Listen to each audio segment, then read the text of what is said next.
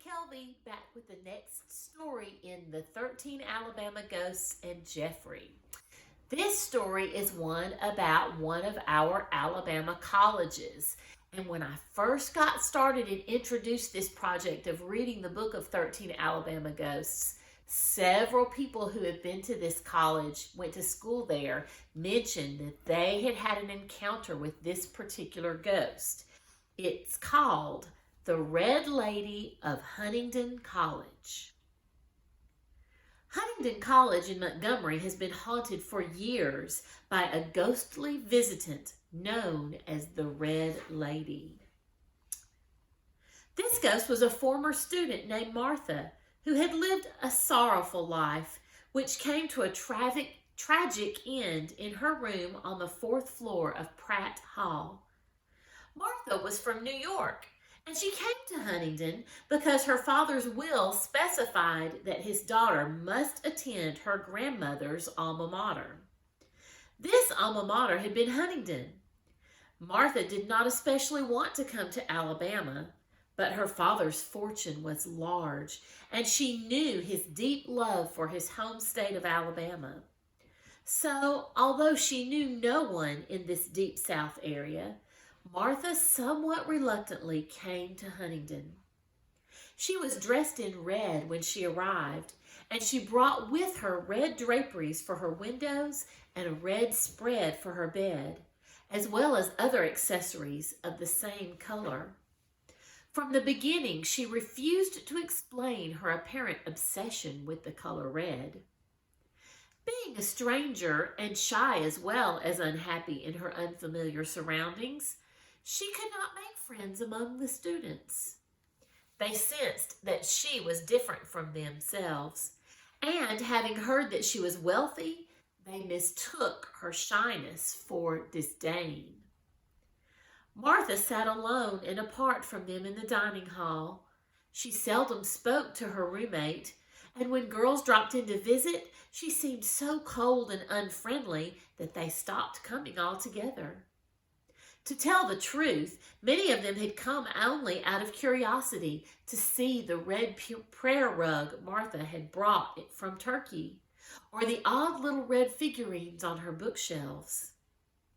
Her roommate found the situation unbearable and asked the house mother if she could move out.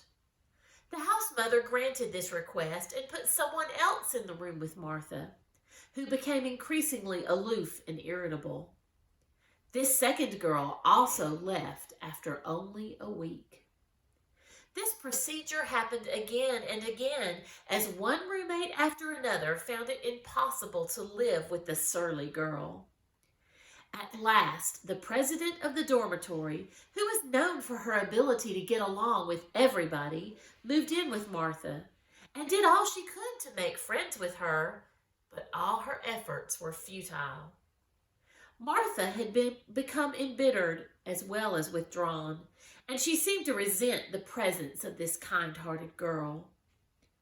After all her efforts at friendship had failed, and after she found herself growing depressed and despondent, the dormitory president, too, packed her belongings and prepared to leave. Just as she was about to go, Martha, who had not known of the girl's imminent departure, returned to the room. With a look of defiance, she said, "So you couldn't stand me either, like all the rest of your stuck-up friends. I was beginning to think you might really want me to be your friend, but you hate me just like the rest. I'm glad to be rid of you. Take your things and go. But I'll tell you one thing, my dear. For the rest of your life, you'll regret leaving this room." The house president was disturbed by this bitter outburst. But in the midst of her many activities, she soon forgot about Martha's prophetic words.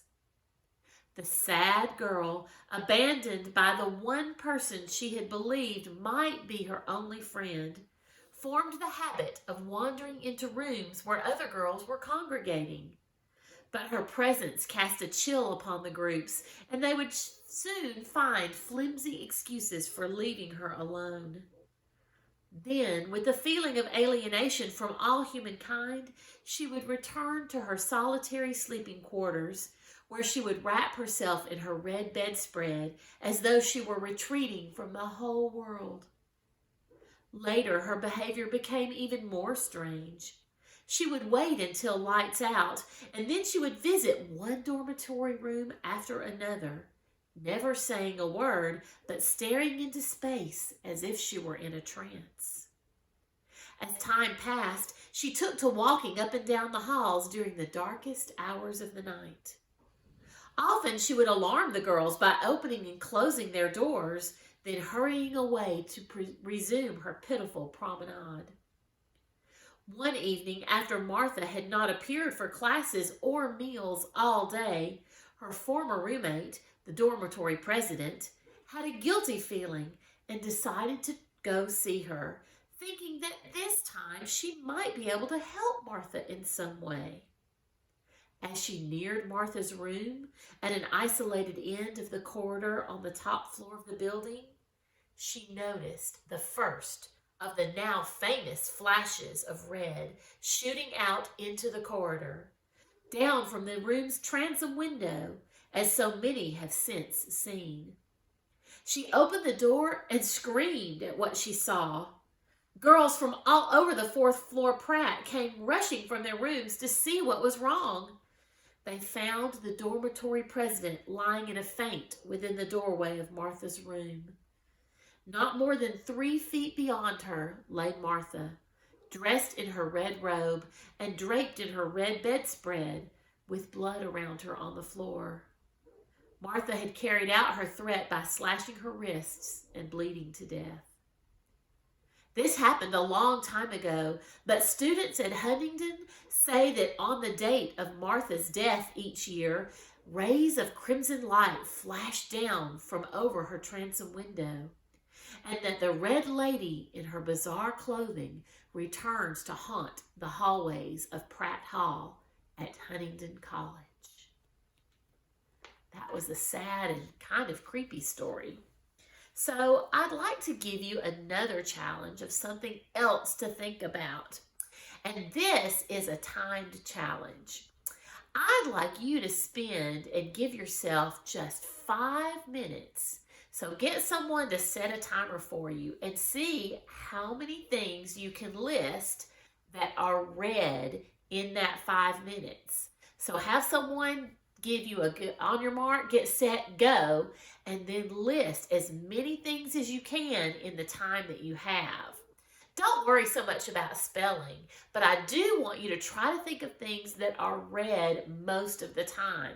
Not just that it could be red, like my shirt is red, but I might not always wear a red shirt.